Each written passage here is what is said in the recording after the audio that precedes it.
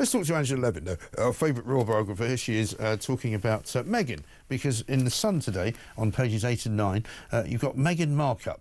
Duchess launches her new as ever food range, and I have to say, it's a bit on the pricey side. Angela, very good morning to you.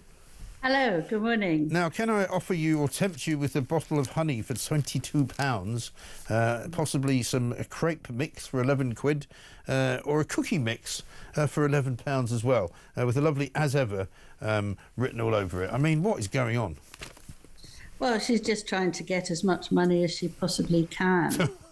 If you compare her jam, which is £10.80, which, remember, it's been made in a factory. The factory told us they were making it. It's just any old raspberry. But actually, King Charles has the jam for £6.79, raspberry and blackberry. So that sounds lovely. And he gives the money to a charity. He doesn't try to make on it. I think Meghan's just being ridiculous. Yeah. She's aiming at the very rich, because very rich people like to buy rich things. And but actually, I can't imagine anybody getting it. But the cunning thing is that they've only got 20 jars of this and that, because they want to say sold out. Right. So well, she's not going to become a billionaire very quickly this way, is she? Well, she's trying to build it up. She's got 10 different jars at the moment, tea and so on. But she'll try and do it. She's also got her dress thing, hasn't she? That she's selling all her lots of clothes on. You know, there's a very boring plain dress for over £1,000. That's the one that she's calling a Windsor dress, right? Yes, that's right. Right, but that's. But I was under the impression that she only gets a cut of the sales of those things. That she doesn't actually get all of it. No, she gets the sale of, if anybody presses a button and wants to see what's there and can read about it. She gets a fee. And then she gets between 10 and 30% if they buy anything. So she does very well out of it if she has very high prices. And lots of people who do that seem to make loads of money, and so she's after that. But she's trying to make money in every direction, you know. Yeah, it's quite tawdry, really, isn't it? Isn't it a bit tawdry?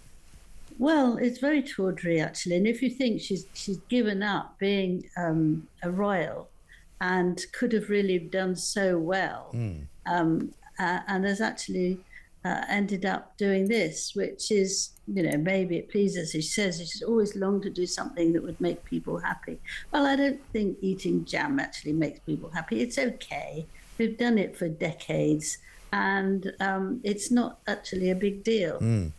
No, quite. And of course, she won't be happy with the news that came out of the White House last night, that Trump's putting some tariffs on British goods coming into the UK, because that means that there'll now be tariffs on her goods coming into Britain.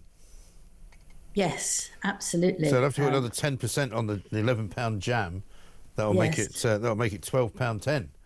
Yes, that's right. I hadn't thought of that. Yes, absolutely. Yes, she'll rave about it, but she can't stand him anyway. She really can't stand him. When he came over to see the Queen, she was living just, you know, close to Windsor Castle. Oh, yeah. And that's where he was. And obviously he's invited for lunch, and she was invited, and she refused to go. Yeah. Not that it was far. It was, you know, take 2 minutes. Well, he's made no secret of Donald Trump's made no secret of his dislike of her, has he? The feeling is mutual. Yes. So. When he was asked about whether he would deport Prince Harry, he said, well, he's got enough problems with his wife. And then he said, she's terrible. Yeah. He added that on the end. Right. And what have you made this week as well, Angela, of this Bali business? Because he seems, as somebody pointed out to me the other day, he seems to have been left a bit isolated by Meghan here, because surely she should be coming to his aid and saying, well, you know, this is outrageous, these terrible claims being made about my lovely husband by this woman in Africa. You know, what is she talking about? I can tell you that this is how it all happened. But she's staying very quiet. Yeah, well, there's a video today which shows her dancing and singing and stirring with 2 hands things in a saucepan, and la, la, la, la, you know, as if she couldn't. She's as happy as can be and couldn't care less what anyone else is being. Harry is completely out of it. Yeah. Nothing. She doesn't say H or my husband or anything. Yeah. Nothing, nil. But Netflix are very cross about this, that there's been such a terrible thing about being racist against black people. Right. Harry and Meghan to do that is shocking. And they seem absolutely sure that they're not going to do another big spend on her. Right. But, she just wipes him out. And he's apparently feeling absolutely wretched, as if someone has taken off one of his fingers. Yes. That's a very odd thing to say. It is a strange thing to say. I thought that. Alex Ray, who he was at Eton with, said he was speaking on Harry's behalf. Right. And that's what he had said. But I think actually it affects your mind as well as your finger. A sort of odd way to say it. Yeah. But, he, as you know, he helped set up the charity of St. Harley in terms of his mother, Well, it was meant to be a tribute to her, wasn't it? It was meant to be a tribute to her. And but he he loves it, but he hadn't been there for 6 years. And you can't really have a hold on something if you live in America and this is in Africa. Meghan wouldn't go there. She hasn't been there once, which shows you again she couldn't really care less. No. That he didn't get on well with the CEO, Dr. Chandaku, who's actually really taken by the hair. Well, he hasn't got much, but she's taken him by the hair he's got, and said that they were being racist and they were bullying and very unpleasant. And Harry in particular. And Meghan and Harry have always been about racist. Everybody's a racist who criticises either of them, or well, I can't either, who criticises Meghan.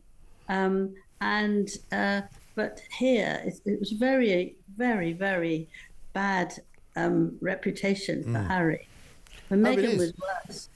Well, because now without that charity in Africa, he doesn't really have much to do, does he? I mean, he's got the Invictus Games, I suppose, but they've just had that, so there won't be another one for a while. So he's a bit sort of, pointless, really. Yes, he's very pointless. But the other thing is that he says he might come back if she goes. Right. Well, she's not going to go.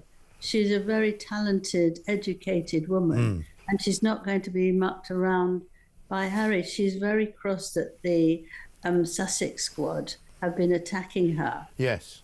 And that's the people who actually are very rude and nasty. And she's not going to. She's a strong-minded woman, and she's not going to take any notice, and she's going to fight him.